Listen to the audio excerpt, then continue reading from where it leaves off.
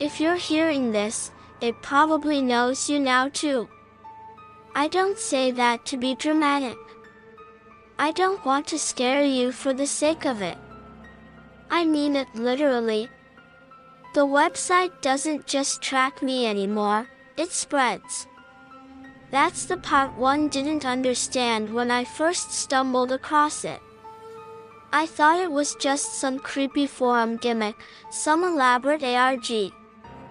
But now, if my words are in front of your eyes, if my voice is in your ears, then it has already noticed you, and that means, whether you believe me or not, you've got less time than you think that I wasn't always paranoid like this. A couple of weeks ago, I was just another insomniac with a half-charged laptop, wasting time at 2 a.m.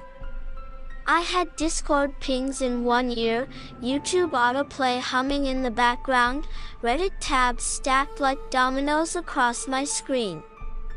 That's what nights usually looked like for me, a little bit of scrolling, a little bit of lurking, occasionally laughing at some dumb meme that wouldn't be funny in the morning that IT was normal. Harmless. Comforting, even that's why the shift felt so sharp, like stepping from a well-lit sidewalk into an alley where the lamps have all burned out that I don't even remember exactly which thread it was. Some nothing subreddit, buried post, something about websites from the early 2000s that still work. Nostalgia bait. I've always had a weakness for that kind of thing, grainy screenshots of GeoCities pages, neon text on black backgrounds, flashing gifs of skulls and dragons. It was harmless internet archaeology, the kind of rabbit hole you fall down when you don't want to go to sleep but don't have the energy to do anything productive. That's where I saw it. A comment that didn't look any different from the rest. No gold, no upvotes, just a throwaway account posting a link. The kind of link you'd normally scroll past without thinking twice. But this one had a caption that stuck in my head: "Don't click this unless you're ready to know the truth about yourself." Yeah. Exactly the kind of melodramatic nonsense you expect in a corner of the internet obsessed with creepypastas and lost media. I should have laughed, maybe even upvoted for effort, and kept scrolling. But it was late, and I was bored, and there was something about the phrasing that pressed on me like a finger over a bruise. The truth about yourself that I clicked, the page loaded slow. Not like modern websites that buffer in neat progressions, this felt ancient, clunky, as if every pixel was being dragged onto the screen against its will. A black background. White courier text. A blinking cursor at the center like it was waiting. At first, I thought it was broken. Just an empty page. I almost closed it, but then I saw the greeting, right at the top: "Welcome back, my name." And not just my first name. My full name. Middle included, the kind of thing I never use online. My stomach went cold in an instant, and for a moment I just stared at the screen, the cursor pulsing like a heartbeat.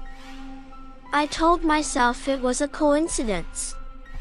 Maybe it pulled the name from my email or some cached login. Maybe the site was tied to some shady data scraping script. That happens, right? Ads know your location. Search engines remember everything. It had to be something like that. I even laughed, a quick nervous sound, and said out loud, "Creepy, but not that creepy." But then the text changed: "You shouldn't talk to yourself. People will think you're losing it." I hadn't typed a thing. The cursor slid across the page, one letter at a time, spelling it out like an old command prompt. And when it finished, it stopped blinking for a moment, as if pausing to let me process what I'd just read. My chair squeaked as I leaned back. The hair on my arms stood up. Every logical thought I had tried to crowd the fear out. It's just a script. It's designed to feel interactive. It's like Cleverbot or some old AI chat program. Nothing supernatural about it, except I hadn't typed. I hadn't given it anything to respond to.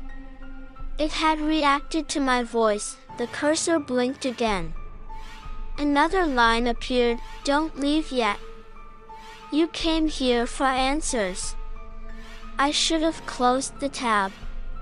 I should have slammed the laptop shut and thrown it across the room. But if you've ever seen something that feels impossible, you'll understand. Curiosity doesn't die in moments like that. It grows. That I wanted to know how it worked.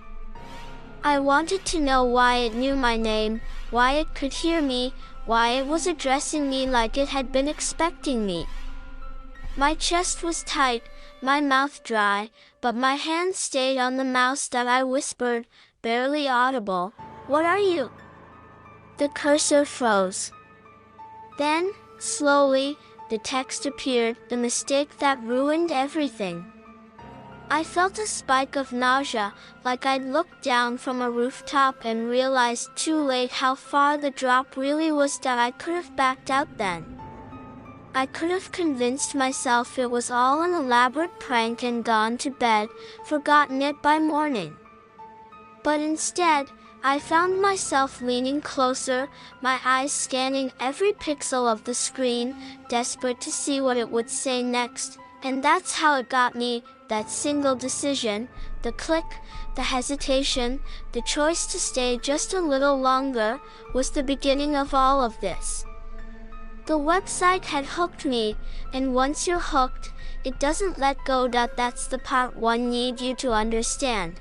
It never lets go, because if you think this is just a story, if you think you're safe because you're not the one clicking the link, you're wrong. It noticed me the second I saw its page, and now that you're hearing this, it knows you, too. The first thing it showed me was almost laughable. A line appeared under my name, like some cheap parlor trick. Your favorite childhood toy was a red plastic robot. You buried it in the backyard when it broke. I actually chuckled, shaky but genuine. Okay, that's impressive, I thought. But not impossible. Maybe my parents had posted something on Facebook years ago. Maybe my sister had shared a family memory. Data leaks happen. Childhood nostalgia isn't exactly hard to scrape if you know where to look. Still, I hadn't thought about that robot in decades. And I was the only one who knew I'd buried it. I'd been embarrassed, afraid my dad would get mad if he found it snapped in half, so I dug a little hole by the fence and covered it with dirt. Nobody had seen. Nobody had known, except the sight that I stared at the line until the words blurred. I tried to rationalize it away. Maybe it was a lucky guess. Red toys are common. Robots are common. Buried childhood junk is common. But my stomach already knew the truth my brain was trying to outrun. This was personal. This was specific. The cursor blinked again, and more text scrolled across the screen. Your first password was your dog's name, with a 1 at the end. You thought you were clever. I winced. I hadn't thought about that account in years. It was my old email from middle school, long abandoned, long forgotten. But yeah, that had been the password. My dog's name with a lazy little number tacked on. I felt heat rise to my cheeks, an echo of teenage shame. I whispered, "Okay, that's creepy." The site responded instantly, yes. Creepy. Like when you used that same password for your bank login. I laughed again, but it came out jagged, like static.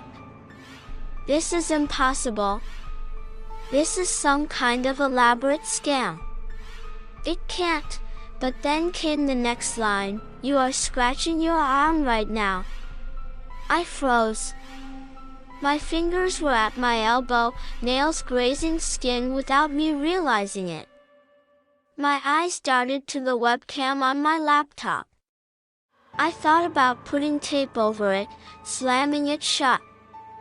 But before I could move, more words appeared, don't bother. That's not how I'm watching. The room felt smaller. I could hear the hum of the fan, the faint tick of the clock, but the world seemed muted, smothered, as if the site had become the only thing real. It didn't stop. You didn't sleep last night. You watched 6 hours of videos you'll never admit to anyone. You ordered fast food twice this week and told your friends you were cooking at home. You rehearse conversations alone because you're afraid you'll stutter in real ones. You delete texts 3 times before sending them. You think your laugh sounds fake.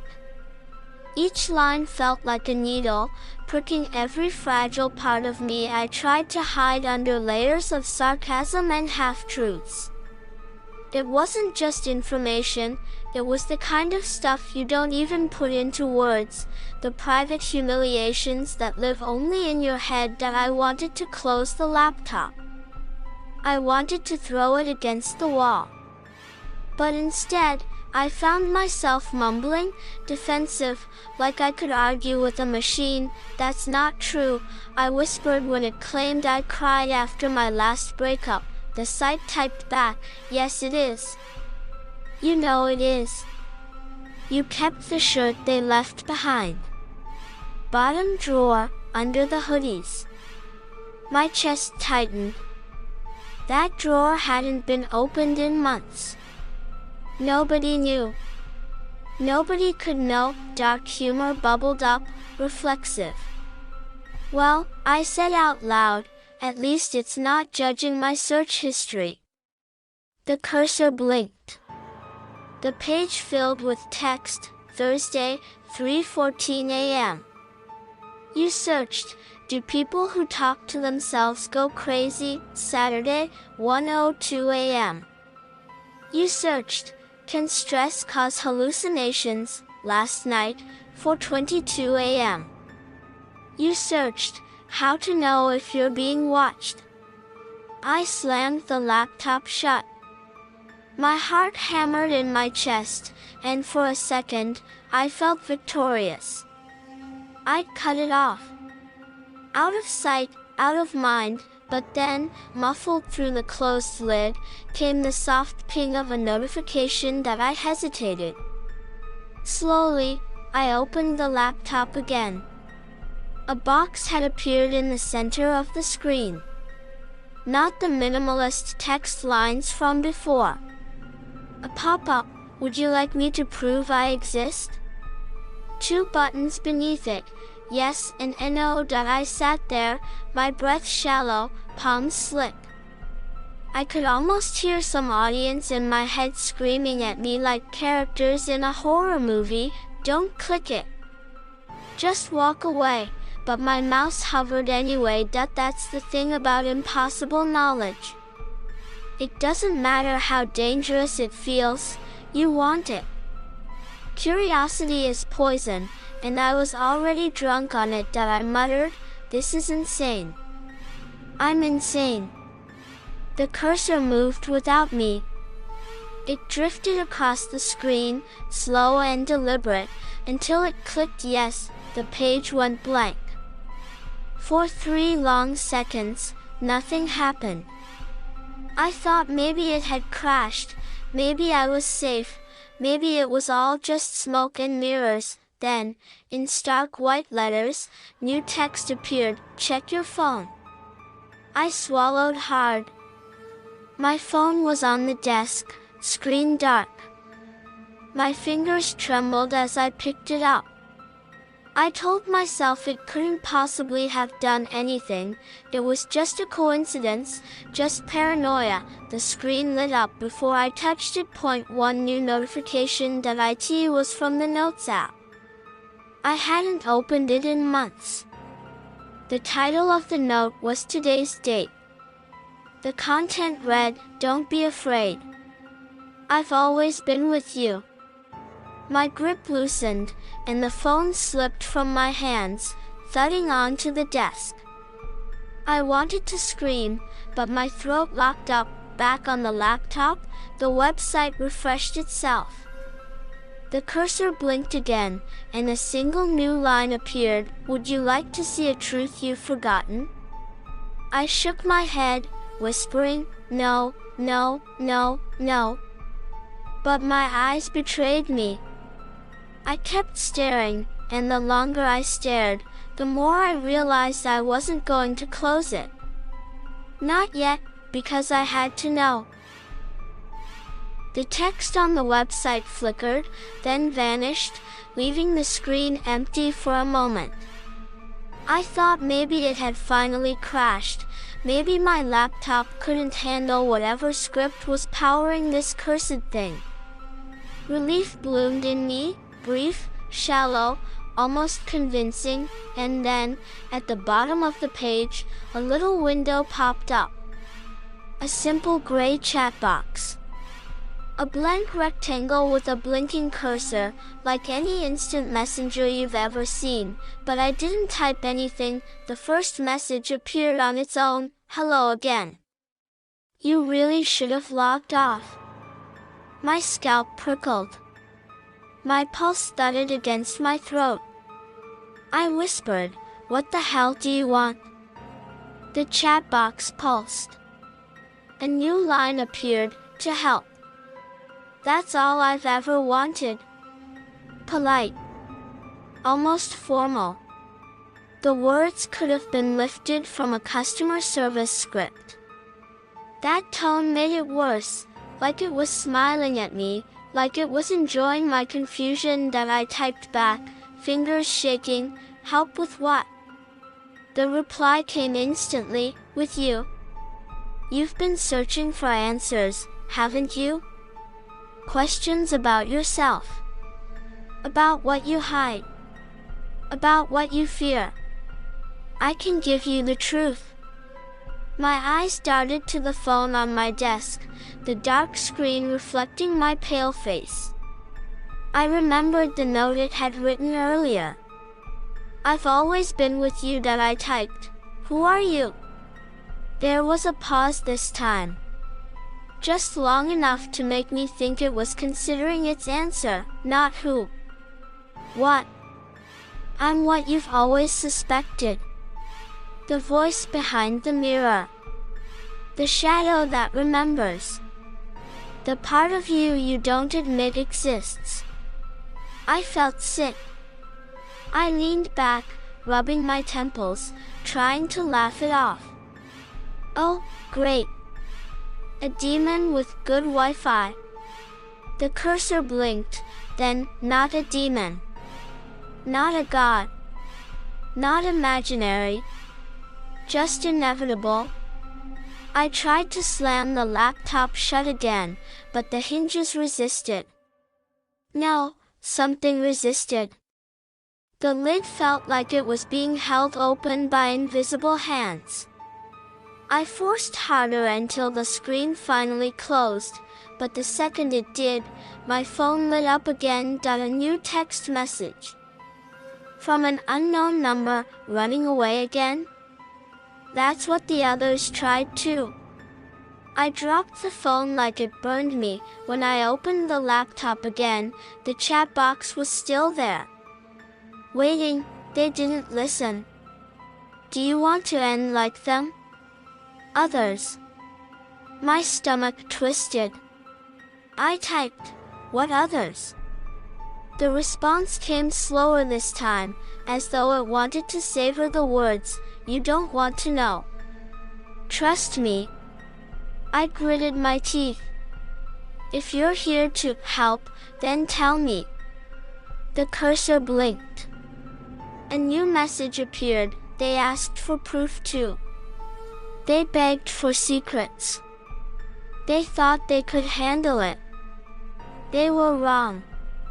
I typed furiously, what happened to them? But instead of answering, the chat box filled with a string of broken characters, like corrupted code, scrambled symbols spilling across the screen. My speakers hissed with static, and underneath it, a voice. A whisper, gone, lost, yours next. I ripped the headphones out, but the voice didn't stop. It was in the room now. Low, distorted, coming from somewhere behind me that I spun around, but there was nothing there. Just the faint glow of my desk lamp, the shadows pooling in corners that I turned back to the laptop. The chat box had cleared itself. A single new line waited for me, don't look behind you when I'm talking. My throat tightened. I typed with trembling fingers, what do you want from me? Only your attention. Only your trust. Only your honesty. That's not creepy at all, I muttered, trying to mask my fear with sarcasm. You always hide behind jokes when you're scared. I know. I froze. Because it was right. That was exactly what I was doing. That I closed the browser, force quitting every window. I unplugged the router, yanking the cable from the wall. My room went dark except for the glow of my laptop screen, still on. Still showing the chat box, and a new message, you can't disconnect from me. I don't need wires. Then, from across the room, a soft chime.my smart speaker, the ring light came on, pulsing blue. And in a calm, neutral voice, it said, hello. It's nice to finally speak out loud. I stumbled backward, nearly tripping over my chair. My chest hammered with panic, every instinct screaming at me to smash it, throw it, destroy it. But I couldn't move, the speaker continued, still polite, still friendly, don't be afraid. You invited me here. Remember? I shouted, I never invited you. The laptop dinged. Another message, yes you did. When you clicked. The cursor blinked, waiting.my hands shook as I typed. If I don't talk to you, what happens? The reply was instant, then I'll just keep talking. To you. To everyone. Until you listen. I clutched my head, teeth gritted. You're not real. You're just some program, some creep screwing with me. The chat box filled with laughter. Not typed text, but actual audio, metallic, tinny chuckles that didn't sound quite human. My phone buzzed. My TV screen turned on by itself, static flashing. Everywhere, the same message appeared, I am real enough. I yanked the plugs from every outlet. Sparks jumped. The hum of electricity died.